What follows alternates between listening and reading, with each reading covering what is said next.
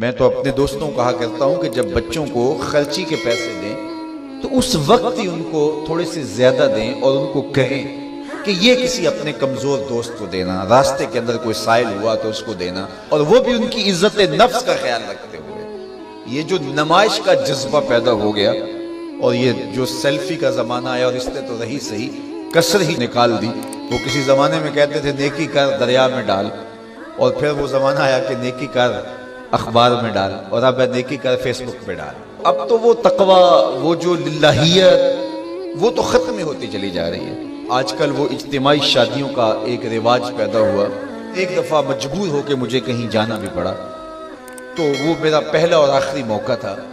تو میں نے وہاں کہا کہ آپ نے مجھے جس مقصد کے لیے بلایا ہے، میں اچھائی کے کاموں کی تحسین کرتا ہوں، لیکن یہ منظر آپ کا مجھے اچھا اس لیے نہیں لگا کہ زندگی میں 3 مرحلے ہر شخص پہ آتے ہیں۔ جب وہ مہمان خصوصی ہوتا ہے، جب وہ پیدا ہوتا ہے، کالا کلوٹا بھی کیوں نہ ہو، سارے اسے دیکھنے آتے ہیں۔ جب وہ عروسی کا جوڑا پہنتا ہے، چاہے مرد ہے چاہے عورت، تو اس وقت بھی سارے لوگوں کی نگاہ کا مرکز ہوتا ہے۔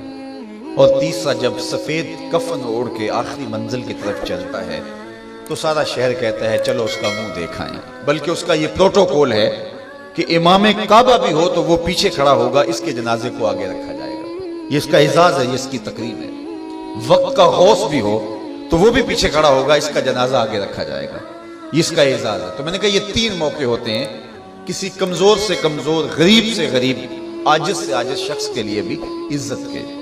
اور آج آپ نے ان سے یہ موقع بھی چھین لیا کہ اسٹیج کے اوپر مخیر حضرات بیٹھے ہیں، اور ایک قطار میں بیٹیاں بیٹھی اور ایک قطار میں جو ہے وہ دلہے بیٹھے ہیں، اور ان سب کے رشتہ دار سامنے، باراتی 20-20 40-40 لوگ آئے ہوئے ہیں۔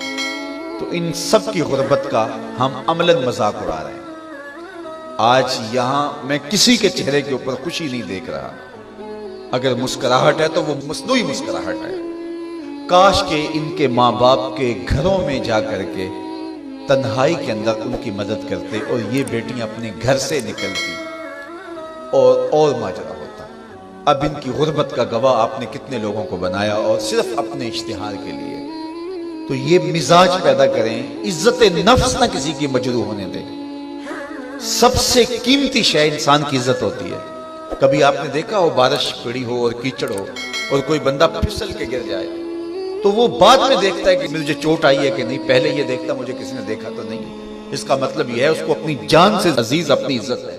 تو مت کسی کی عزت پہ انگلی اٹھائیں، مت کسی کی تذلیل کا سبب بنے، مت کسی کی رسوائی کا ذریعہ بنے۔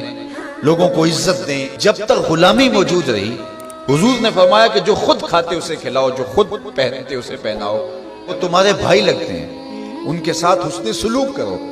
جبکہ وہ آقا کا جوتا بغیر اذن کے چھو لیتے تھے تو آقا اس پر بھی کوڑے مارتا تھا، لیکن میرے حضور علیہ السلام معراج سے واپس پلٹتے اور کہا بلال تو کون سا نیک عمل کرتا ہے، میں نے جنت میں تیرے قدموں کی آہٹ سنی ہے۔ کیا خیال ہے اس ایک جملے نے دور غلامی کی ساری تھکن اتار نہیں دی ہوگی، اور غلام فرش اٹھ کے فراز عرش پہ نہیں پہنچ گیا ہوگا؟ یہ عزت دی ہے۔ علامہ اقبال علیہ رحمہ نے وہ جو ابو جہل کا کعبے کے پردے کو پکڑ کے زاروں کے تار رونا ہے اور حضور کے خلاف رب سے شکایت کرنا ہے، وہ لکھا ہے۔ تو اس میں جو شکایتیں لگاتا ہے ابو جہل کعبے کے غلاف کو پکڑ کے، تو اس میں ایک شکایت یہ لگاتا ہے کہ از محمد سینہ ما زار زار، ہمارا سینہ بڑا دکھی ہو گیا ہے، اس شخص نے تو ہمارے نظم کو خراب کر دیا ہے۔ با غلام خیش بر یکخاں نشست، یہ جو دین لے کر آیا ہے اس دین کے اندر یہ سبق ہے کہ غلام اور آقا ایک دسترخوان پہ بیٹھیں گے، اور اگر غلام اور آقا ایک دسترخوان پہ بیٹھ جاتے ہیں تو پھر کہاں گیا ہمارا قریش کا سردار ہونا؟ تو یہ تو ہمارا سب سسٹم تلپٹ ہو جائے گا۔ لیکن میرے حضور یہ دین لے کر آئے تھے، انسان کی بنیادی عزت کو بحال کرنا تھا۔ اور حجۃ الوداع کے موقع پر حضور نے پاؤں تلے جس طرح کسی چیز کو روندا جاتا ہے اس طرح کچلتے ہوئے فرمایا آج کے بعد میں تفاخر ختم کرتا ہوں، کسی عربی کو اجمی پر، کسی اجمی کو عربی پر کوئی فخر نہیں ہوگا، کوئی فضیلت نہیں ہوگی، نہ کالے کو گورے پر اور نہ گورے کو کالے پر۔ فضیلت کا معیار کیا ہے؟